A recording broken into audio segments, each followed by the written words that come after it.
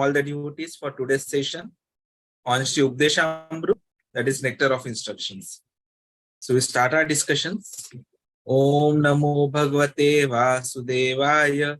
Om Namo Bhagavate Vasudevaya. Om Namo Bhagavate Vasudevaya. Narayanam Namaskrityam Naram Chaiva Narottamam Devim Saraswatim Vyasam Tato Jayamudire. नष्टप्रायेषु अभद्रेषु नित्यं भागवत सेवया भगवती उत्तम श्लोके भक्तिर्भवति नैष्टिकी. Let us offer our obeisances to the Shad Goswamis first. Nana Shastra Vichanika Nipanau Shaddharma Sanstapakau Lokanam Hitkarina Tribhuvane Manyo Sharanyakarau Radha Krishna Padarvinda Bhajana Nandena Mattalikau Vande Rupa Sanatana Yugo Shri Jiva Gopalakau. So Nectar of Instruction, which is going to help us develop through the 9 progressive stages of Bhakti, right from Shraddha to the Prema. So we'll have faith, then we'll associate with devotees, we'll practice hearing, chanting and other Navida Bhaktis. There will be cleansing of heart, our faith will become firm and steady. We'll get the test and attraction towards Bhakti. There will be attachment towards Krishna. Then they will have the preliminary stage, that is Bhava, and then the ultimate objective, which is Prema, fully developed love of Godhead. And these are the stages which are happening through these 11 verses. So first 3 verses help us to understand Shraddha. The next 3 verses which we are doing currently, they are dealing with Sadhu Sangha. So last week we completed the how we should be dealing with different types of devotees. And since we were discussing about types of devotees, that is a topic which is a depth topic. We could not finish last week, so that is something which we are going to continue today. Then 7th Shloka will help us about the glories of the holy name. Then we'll understand about the asakti, and the last 3 shlokas which help us about bhava and prema. So Shloka 1 was the one which helped us to understand information about atonement. So basically, okay, this is not getting loaded. So we'll recite the shloka first. The first shloka was Vacho Vegam Manasaha Krodha Vegam Jivha Vegam Udarapastha Vegam Ekan Vegan Anyaha Vishet Dhiraha Sarvam Apimam Prithvim Sashishyat. So sober person who can tolerate the urge to speak, the mind's demands, the actions of anger, and the urge of the tongue, belly, and genitals is qualified to make disciples all over the world. So what we were basically talking about is how to control these 6 urges. So when we were discussing these 6 urges, we were lucky to understand what actually tapasya is or atonement is. So we saw how everything that we do is a failure, and the real atonement is awakening the dormant Krishna consciousness. So that is when we are getting trained according to the regulative principles and lead a life. So there we have the traditional tapasya method, which involves celibacy, mind sense control, cleanliness, ruchi, austerity, truthfulness, renunciation, and yogasanas. The Pancharatric tapasya method, which is also the Rupa Goswami's methods, wherein we actually do is we practice bhakti under guidance of Guru and in association of devotees, and we follow the 4 regulative principles. So regarding this tapasya, this shloka comes as an application part. So application, we saw Srila Prabhupada's purport, and we also saw the purport by Bhaktisiddhanta Saraswati Thakur. So when it comes to vachaha, the problem is we keep on talking just like Jnanis and Karmis, and the solution is Krishna Katha. It cannot be a vacuum, it will attract anarthas, and the solution is that we meditate on lotus feet of Krishna. Growth, anger cannot be stopped, so the solution is we apply it against blasphemers. Jiva, problem is we are forced to eat in karmic shops. Solution is we should take prasad, and that too we have to be grateful when Krishna supply and accepting it as mercy and at scheduled times. And Udarapasta, we should control our sexual urges and have it only for Krishna consciousness. And by Bhaktisiddhanta Saraswati Thakur, he describes this shloka into 3 kinds of urges of speech, mind, and body. For speech, just like Prabhupada ji, the problem is prajalpa, which is involved into my karmis, nanis, karmakandis. Solution is Krishna Katha. For mind control, he's talking about avirodhiti, that is unrestricted attachment, and virodyukta krodha, that is anger due to frustration. For tongue, belly, and genitals, which are actually in one single line, the solution is we have to control. Like for tongue, there are going to be demands, but then we have to apply it properly. Belly, it's a stomach disease. The solution which he has mentioned is to do fasting on Ekadashi and festivals. And for genitals, he has discussed about the illegal and legal. Very illegal, about the 5 types of thinking, planning, talking, doing, and even artificial means. And legal is only through marriage for the production of Krishna conscious kids. So the conclusion was that we can serve only one master. If we serve the senses, we'll become, and if we serve Krishna, then we will become Goswami, controller of the senses. And Krishna consciousness is the best solution to control the 6 urges. So that is where the shloka number 2 then came into picture, which we were talking. So shloka number 2 is Atyahara prayasascha prajam agraha sangashalolya shadbir bhaktir virashyati. So once devotional service is spoiled, when he becomes too entangled with following 6 activities, that is eating more than necessary or collecting more funds than required, or endeavoring for mundane things that are very difficult to obtain, talking unnecessarily about mundane subject matters, practicing the scriptural rules and regulations only for the sake of following them and not for the sake of spiritual advancement, or rejecting the rules and regulations of the scriptures and working independently or whimsically. 5, associating with worldly minded persons who are not interested in Krishna consciousness, and 6, being greedy for mundane greedy attachments. So that is what we saw. So then we use this shloka in a very simple way, that these 6 things, they spoil the pure bhakti, like atyahara, spoil anger, philosophy as well as activities, prayasa, over endeavor, which has resulted in unnecessarily objects like brothels, factories, liquor dens. And the problem which it has created is that we don't have time for inquiry nowadays. Well, the solution is simple living. Prajalpa, we have seen the example for shloka of the toad or the frog. Niyamagraha, that we reject rules to be enjoyers or accept rules to become ritualists. Both are wrong. Janasangaha, Narottam Das Thakur is very clear that what we require to do is bhakti sane vasana. And for greed, whether it is bhukti, mukti or siddhi, all of these 3 spoil the bhakti. If we are able to control them, then we'll have an ideal society, there will be no enmity, there will be no economic maladjustments, there will be political stability, and spiritual community will be established, which will be the cause of spiritual awakening. Shloka 3, Utsaha Nishchaya Dhairya Tattam Pravatna Sangatyagat Sato Vritte Shadbir Bhaktir Vinashyati. So there are 6 principles favorable to the execution of Sadhir Bhakti Prasiddhati. There are 6 principles favorable to the execution of pure devotional service. 1 being enthusiastic, 2 endeavoring with confidence, 3 being patient, 4 acting according to regulatory principles such as Shaunam, Krishnam, Vishnu, Smarnam, 5 abandoning the association of non-devotees, and 6 following in the footsteps of the acharyas. These 6 principles undoubtedly assure the complete success of pure devotional service. So these 6 principles we saw were distributed into ABCD, attitude-wise, Utsaha, Nishchaya, Dhairya, behavior, Sangatyagat, character, Tat Karma Pravartanat, and direction, Sato Vritte. So the impetus for bhakti we have clearly understood when we were discussing this shloka, that bhakti is not sentimental speculation or imaginative ecstasy, it is Adhyabhishtashunyam. Dhyana karma anavrutam. Anukullena Krishnanushilanam bhaktiruttama. So it requires cultivation, not idle meditation, and the rest of an attachment to devotional activities. How we have to do is the Navvidha Bhakti. Why? Because bhakti is rare, blissful, and liberating, and anyone can perform it, and ISKCON provides one of the best platforms to perform it. So let us see these 6 aspects in detail. Utsahan, enthusiasm.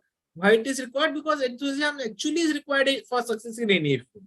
And what is required is, it has to be an endeavor with intelligence. So what we develop is a Yukta Vairagya. Nishchay, Determination, so it gets again distributed into two parts. That is no confidence in other parts and confidence in me only. Why no other confidence in other parts? Because they are opposite lifestyles and they are impermanent, and they cause restlessness and ultimately lead to fall down. While bhakti, it is perfect, it is protective, it is profitable, it is powerful, it is productive, and it is pure as well. So we have to be dhairya, we have to maintain the patience, we have to take instructions from Guru, execute devotional service, and depend on the mercy of Guru and Krishna. Tat karma. So what we have to do is follow the four regulative principles and do the chanting. And Sangatyagat is avoid Krishnanism. We have to live with devotees. And the final one which we saw was Sangatyagat Satovrutte. So Satovrutte means throughout the day, whatever we do, it has to be filled with Krishna conscious activities. Dadati pratigrihati goimakhyati pritchati bhokte bhojayate cha eva shadvidhim priti lakshanam. Offering gifts in charity, accepting charitable gifts, revealing one's mind in confidence, inquiring confidentially, accepting prasad and offering prasad are the 6 symptoms of love shared by one devotee and another. So what it clearly is talking about whom we should associate it with and whom not to associate with. So whom do we associate with? Devotees definitely. Where? So we can associate in ISKCON, Bhakti Yoga clubs, and that's where we saw the benefits of the life membership. As how? By following the principles of association. Sangat Sanjayate Krishna. So we have to have desire and ambitions develop according to our association. So for that we have Dadati and Pratigrihati. Dadati, so best gift is to give holy name, and that is why we speak the Shikshanam as well every day nowadays.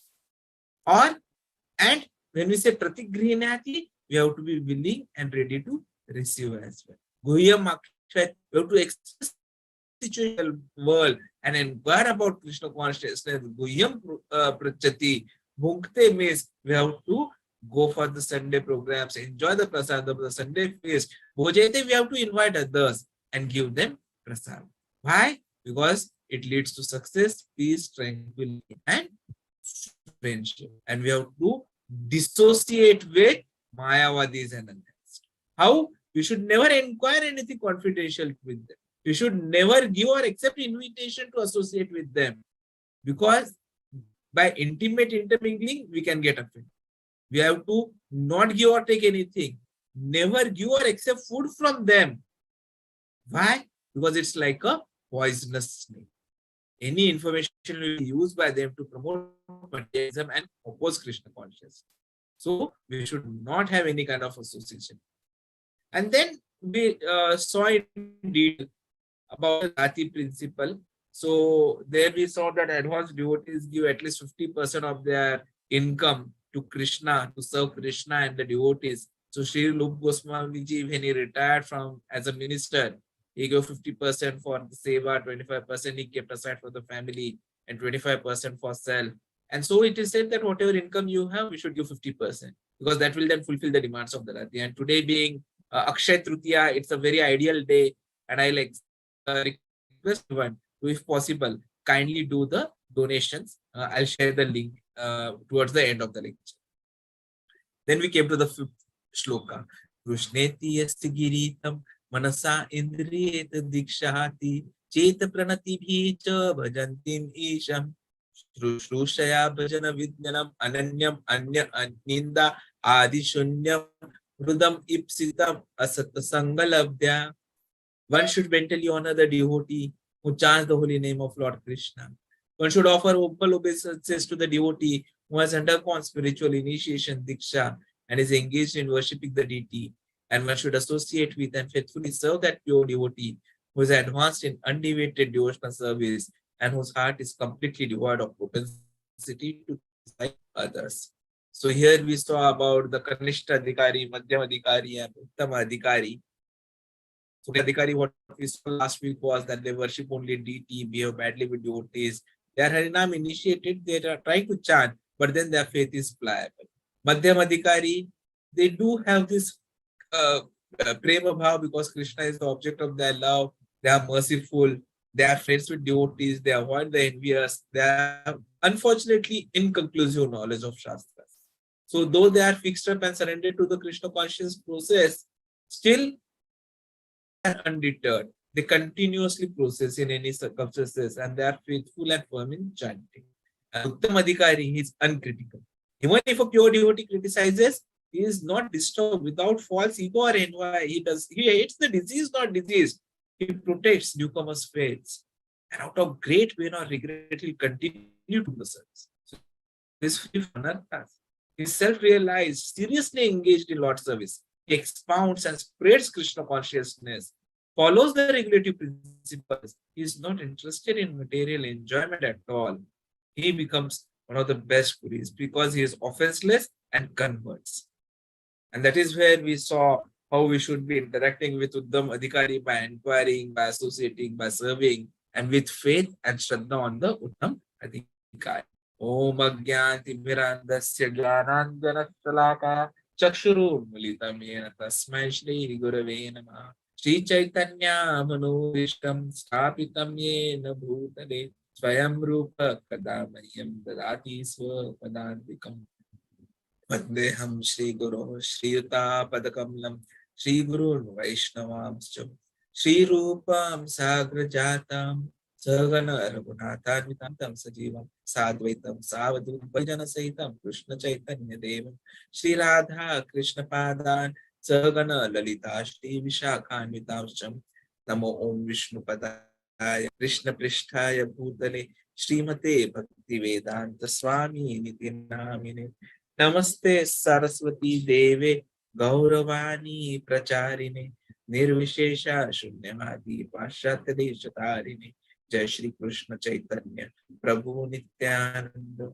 Shri Advaita Gadadhara Shri Vasadi Gaura Bhakta Vrindam Hare Krishna Krishna Krishna Hare Hare Hare Rama Rama Rama Hare Hare Hare Krishna Krishna Krishna Hare Hare Hare Rama Rama Rama Hare Hare Hare Krishna Krishna Krishna Hare Hare Hare Rama Rama Rama Hare Hare. When we are in this path of Krishna consciousness, when we are trying to develop bhakti, when we are trying to decide that somehow or the other we have to reach Krishna, this all starts when we try to do Harinam, because that is the first step. So we do Shravanam, and once we have heard and we have understood, our focus shifts to Kirtanam. And the best way of Kirtana in Kali Yuga, as mentioned by Chaitanya Mahaprabhu, as well, is Harinam Kirtan. Hare Nam, eva kevalam kalau nasteva gatiranta. That is why he propounded that a day would come wherein in each and every village across the globe, Lord's name will be uttered and bhakti will be established. And that is the best way to serve Krishna and go back to God. And that is where our journey starts. So initially, since the knowledge is incomplete, we are not fully aware what is to be done, what is not to be done, and that is why such devotees are called as Kanishta Adhikaris.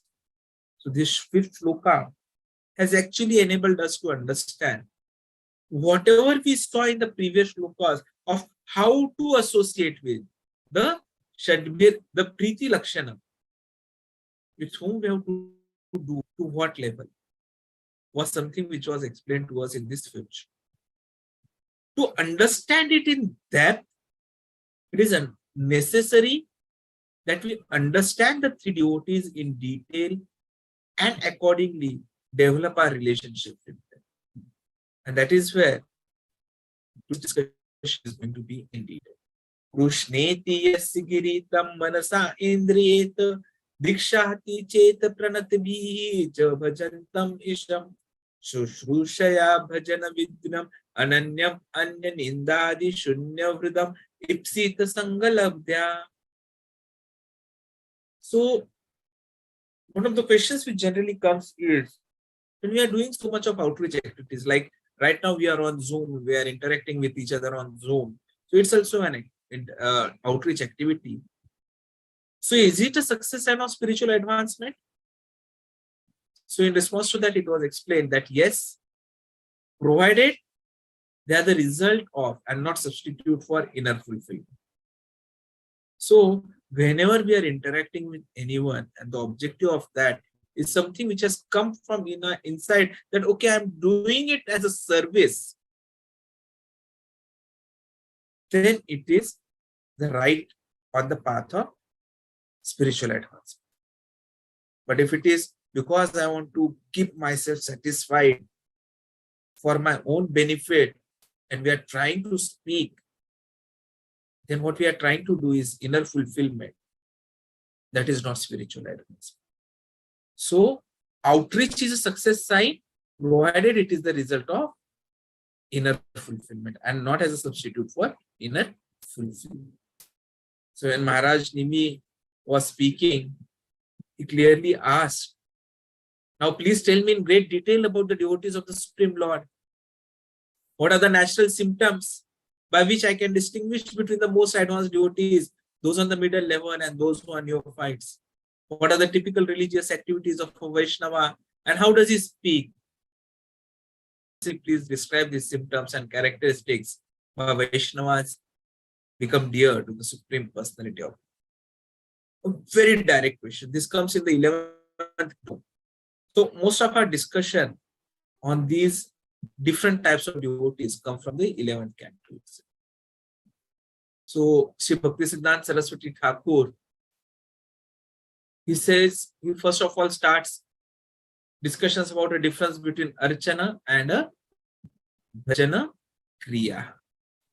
So archana refers basically to the platform of sadhana-bhakti, in which we serve the carry out the rules and regulations of the process. So his dressing, worship, giving them bhoga in proper way, caring for them. So that's all archana. So it's a sadhana.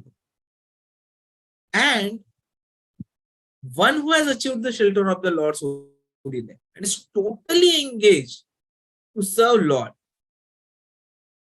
then he should be considered to be on the platform of bhajana. Though his external activities may be less strict than those of a neophyte engaged in archana. So the lack of strictness, however, is laxity, not in basic principles of behavior and renunciation of sense gratification, but rather in Vaishnava ceremonies. So that is where a Kanishta Adhikari makes a mistake. He considers this as a fault. So please understand, it's not possible to follow each and every principle very strictly. So some relaxation is always given when you are serving the deities. But then that is never towards the main objective, which is Krishna. But if when you are new and you find that, oh, Pujari is there, after doing the puja, he is cleaning the altar, and then without doing an achman, he is again picking up flowers and offering to them. He may consider it as a mistake, but then that is a laxity, because a single person is doing all the worship. So then the second question which came was that this Kanishta Adhikari, he considers that the Lord is always only in temple. But Krishna has explained here that he is everywhere, because he is accompanying each and every soul, and everything has been created by him only. But when we are new, we think that the God is only in temple, so we go to temple. We try to pray to Lord, serve the Lord there. So Madhvacharya ji, he comments that one in this lowest stage of devotional service, he will faithfully worship the deity in temple. But then he is unaware that my Krishna is all pervading. And we see similar activities actually happening in the Western world, wherein they'll do all kinds of sins. But then, very piously, they'll go to church and pray to Lord for mercy. Actually, God is there in home, God is there in street, God is there in office, in forest, everywhere. So we should worship everywhere. And how do we worship it? A devotional service at his lotus feet. But unfortunately, when we are new, we don't understand this concept here. The other problem with the Kanishta Adhikari is that he thinks very high of himself. Doing this ceremonial worship, sadhana-bhakti talpata, he becomes puffed up. He cannot imagine that anyone else is more pious or religious than. And he's not aware that other devotees are more advanced. And so he cannot understand the Madhyama or the Uttama standard of devotional service. And because of this false pride, he unfortunately makes three mistakes, which is criticizing the more advanced devotees of Lord, neglecting them, simply having no understanding of their exalted positions as preachers, or completely self-realized. There is one very story which is always quoted by the acharyas regarding this. It's about Narad Muni. So Narad Muni, we know, is such a saintly person. He's always fully conscious about Krishna. And wherever he is, he's always chanting on his veena, Narayana, Narayana, Narayana. So such an exalted position he is carrying. And once he thought that, oh, I'm always in the thought of Krishna, and so I'm the best devotee. So he thought, let me just check it. So he went to Vasudeva and he asked, am I not your best devotee? Krishna said, okay, let me just think over. If you want to know who is the best devotee, go to the earth and see what everyone is doing. So he goes around everywhere. He tries to find if someone is more absorbed in Krishna's thought than himself. He comes and reports back, no, I'm the one who is chanting the maximum. So Krishna says, okay, can you go to the ABC place and meet this person and follow his daily lifestyle and come back and report to me? Narad became intrigued. Why is Vasudev Narayan sending me here to meet this person? I had seen this farmer. Okay, but since it is Lord's mercy, let me go and see what he does throughout and then come back and report. So he goes and he sees that this particular farmer, he wakes up in the morning. On waking up, he remembers Lord, praise to him. Then he does all his daily activities. In the afternoon, when he is about to take his food, he again prays to Lord, remembers Lord's names. And then he continues taking his food. And then throughout the day, he does his activities, he comes back home. And then when he's about to sleep, he takes the Lord's name, prays to Lord, and sleeps. So Maharaj observed this for a couple of days, and then he saw that this particular person remembers Lord only 3 times. So he became very happy. Oh, great. I thought he is something more and doing it continuously. So he again comes back and tells Vishnu, yes, I saw he remembers only 3 times. He takes your name only 3 times. So now you can declare who is the best devotee. And Vishnu says, that person is the best, my best devotee. So Narad Muni was astonished. How I'm the one who is taking your name consistently.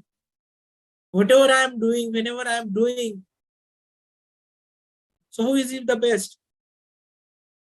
So Vishnu says, okay, I'll explain it to you, but you do one of my tasks. And he gives him something to hold in his hand and tells him that you go and take complete universe and come back and ensure that this does not fall off. Not a single drop comes down. And Muniji said, oh, I will do it easily. And then he takes it in his hand. He walks in such a way with full concentration on it that nothing falls down, and he returns back and shows to Vishnu, yes, I have done it. So now please declare. So Lord Vishnu says, that is the difference, Narada. Why you are not the number one devotee. When you are doing the work, you forgot about me. You forgot to think of me. While that particular farmer, whatever he does, he ensures that 3 times a day, he always remembers. Full faith, full conviction, full concentration, full quality. So it's not just quantity, but quality, full dedication, Sharanagati, which is important. And that is why he is a great devotee. Just think, if Narad Muniji has had to face this when we are neophytes, Kanishta Adhikaris, then we cannot understand the bhakti which the Uttam Adhikari and even the Madhyam Adhikaris are doing. The kind of loving exchanges they have with Krishna. And that is where it is said that the Kanishta Adhikari, Kanishta devotee, thinking high of himself, he becomes puffed up. Atmano Bhakti Darpata. And that exactly becomes a reason for our fall down. So humility is very, very important. Unless humility is developed by our bhakti, we cannot progress further. Second aspect which gets discussed about Kanishta Adhikaris is that if, say, a Madhyam Adhikari criticizes the non-devotees of the Lord, he is disturbed. Because he feels that such things should not be done. Now, what happens is, a Kanishta Adhikari thinks that I have to be kind, I have to have compassion. So whatever materialistic people are doing, he lets it go. Like today, there are 2 festivals which are happening simultaneously. So you would be seeing a lot of activities which are happening in your societies, on your roads, which are not actually devotional in nature. But what a Kanishta Adhikari would think is, oh, I have to be kind, I have to be compassionate, I have to be adjustive, adaptive. That happens.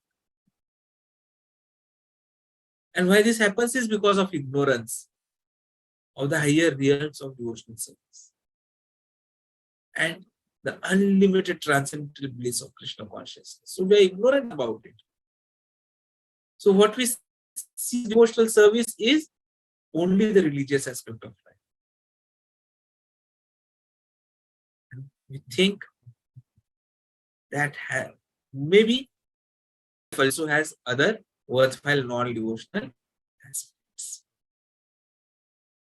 But a Madhyam Adhikari, he understands that only Krishna consciousness is important.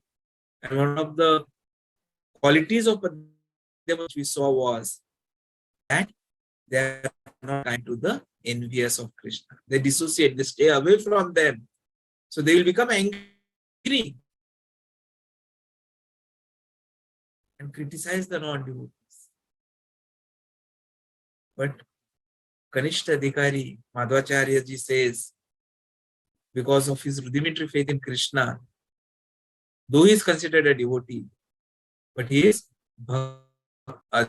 adhama, that is a devotee of the lowest standard. Now, though they are of the lowest standard, what is important to understand here is when they follow the rules and regulations of deity worship, then they will gradually elevate to higher standard and become pure devotees of God. With asterisk terms and conditions apply that they should not commit offenses against other devotees.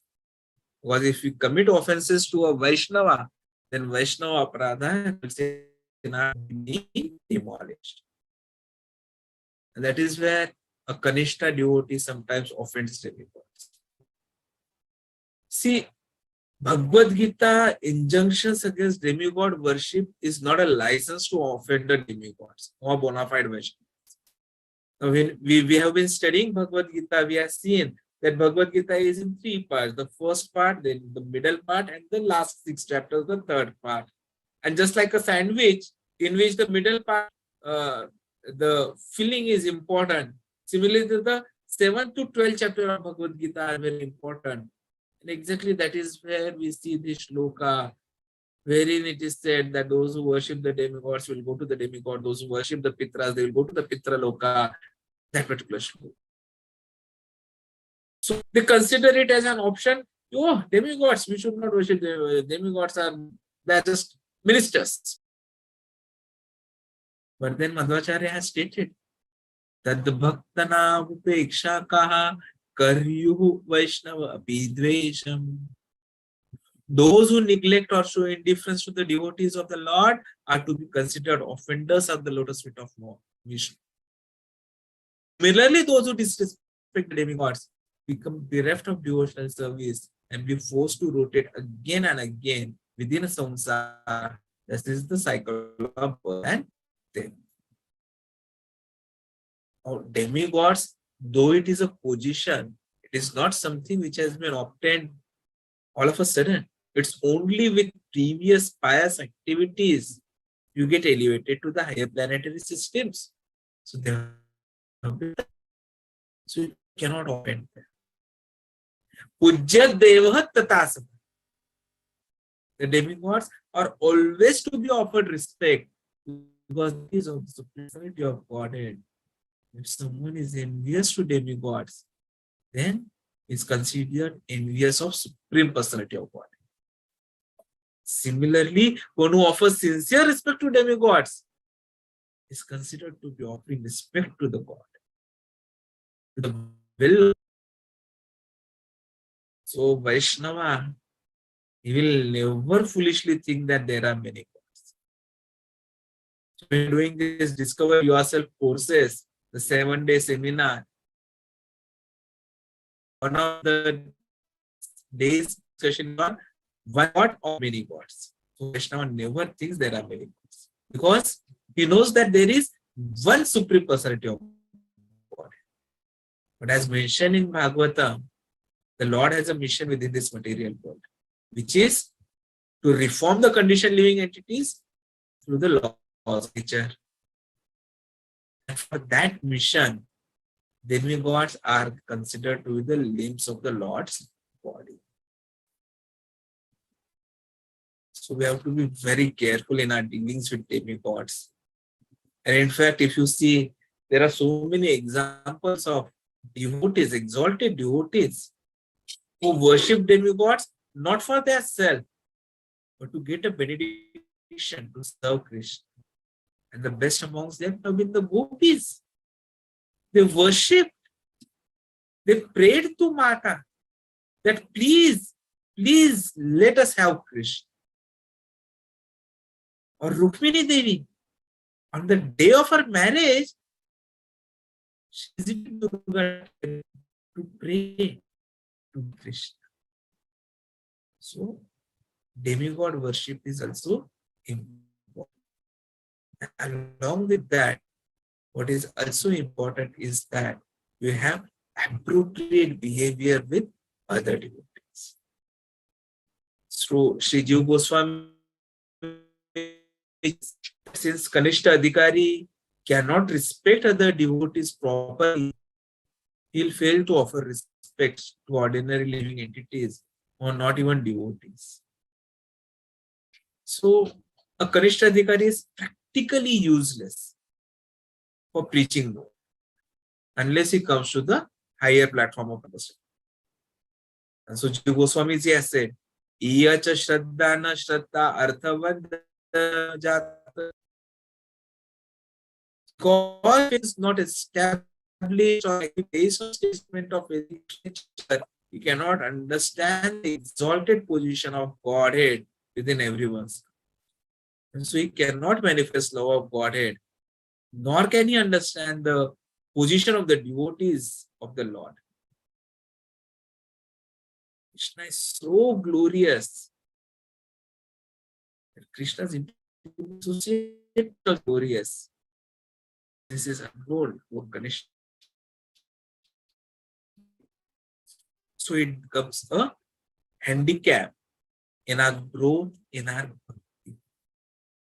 Now we have seen that when we were talking about the qualifications of Vaishnava, one of the most important qualifications is that we should be offering our respects to others. Amanina, manadena, kirtaniya. But this also is conspicuous by its absence in Kanishta.